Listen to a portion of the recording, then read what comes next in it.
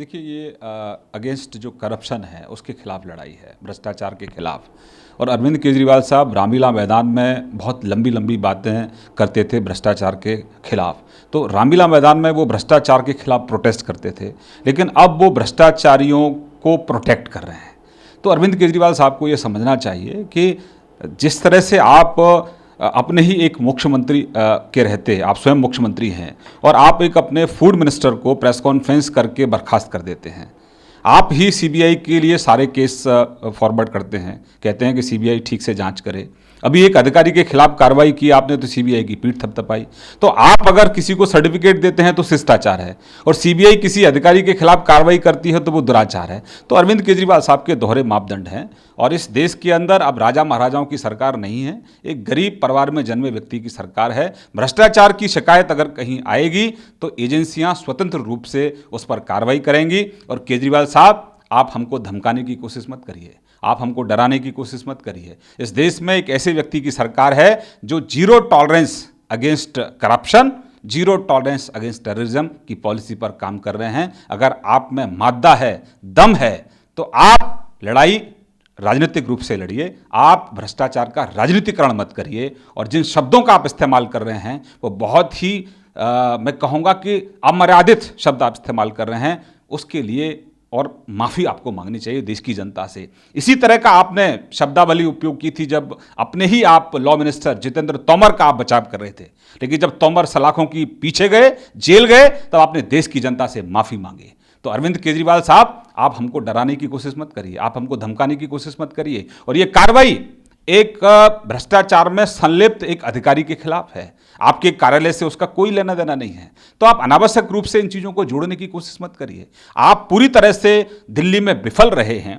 आप पहले दिन से ही, कभी आप नजीब जंग के साथ जंग करते हैं, कभी आप अधिकारियों के साथ लड़ाई लड़ते हैं, कभी आप पॉलिटिकल आप आरोप लगाकर अपने जो डेंगू से लोग मरे जाते हैं उनसे आप बचाव करने की कोशिश करते हैं। अगर आप में गट्स हैं, अगर आप में हिम्मत है, तो लड़ाई आप राजनीतिक रूप से लड़िए। भ्रष्टाचार पर पूरे देश के अंदर एक वातावरण है कि भ्रष्टाचार ने इस देश को तरक्की के रास्ते से रोका है। भ्रष्टाचार की लड़ाई लगातार जारी रहेगी। आप हमको डराने की, धमकाने की कोशिश मत करिए। हम डरने वाले नहीं हैं और एजेंसियां स्वतंत्र रूप से अपना काम करेंगी और उनको काम करने में सहयोग करिए। भ्रष्टाचार को प्रोटेक्ट मत करिए। शिखा जी, सुबह प्रधानमंत्री पर हमला बोला था सीएम ने, और आज शाम होते होते तक फाइनेंस मिनिस्टर पर उन्होंने डायरेक्ट अटैक किया है। और साथ ही कहा कि आप लोग जब माफी की आप लोगों ने बात कही तो उन्होंने कहा कि आप लोग अपने कर्मों से माफी मांगिए पहले।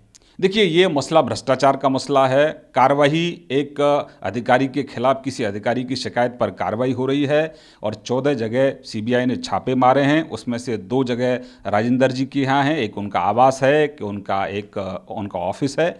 और अरविंद केजरीवाल के दफ्तर से उसका कोई लेना देना नहीं है। अनावश्यक रूप से अरविंद केजरीवाल इस को राजनीतिक लड़ाई बनाना चाहते हैं और मोदी साहब के गले में लटकना चाहते हैं, क्योंकि उनको लगता है कि मोदी जी का जब तक वो नाम नहीं लेंगे तब तक टीआरपी उनको नहीं मिलेगी, टीवी में उनको जगह नहीं मिलेगी।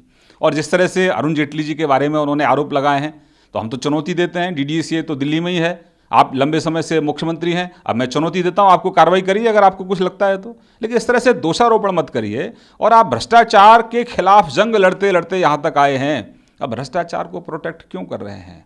और ये लड़ाई भ्रष्टाचार के खिलाफ है, किसी व्यक्ति के खिलाफ ये लड़ाई नहीं है। इसको अनावश्यक रूप से तूल देने की कोशिश मत करिए। जनता ने भ्रष्टाचार की समाप्ति के लिए मैंडेट दिया है, भ्रष्टाचार को प्रोटेक्ट करने के लिए मैंडेट नहीं दिया है। और अब मैं आपको विनम्रता से कहना चाहता हूं कि प्रधानमंत्री के बारे में जिन शब्दों का आपने इस्तेमाल किया है, आत्मचिंतन करो और देश की जनता से उसके लिए माफ़ी मांगो। माफ़ी तो आपको मांगनी ही पड़ेगी, आज नहीं तो कल, क्योंकि अपराधी और भ्रष्टाचारियों का बचाव जो करता है उसको माफ़ी मांगनी पड़ती है। और आप पहले माफ़ी मांग चुके हो जितेंद्र सिंह का बचाव करते करते, जितेंद्र तोमर का बचाव करते करते।